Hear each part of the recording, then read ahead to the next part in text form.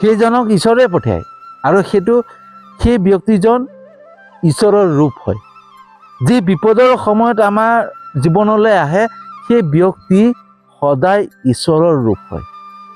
লাগিলে সেইজন কৰ্মচাৰীৰ ৰূপত আহক, বন্ধু ৰূপতে আহক, যি ৰূপতে নাহক, তেওঁ আমাৰ লগত জড়িত হৈ পেলাই আমাক বিপদৰ পৰা উদ্ধাৰ কৰিবলৈ আহে, হয়নে? কিন্তু আমি জানিবৰ কাৰণে চেষ্টা নকৰোঁ। কাৰণ কেলে? সেইজন আমাৰ কৰ্মচাৰী, হয়নে?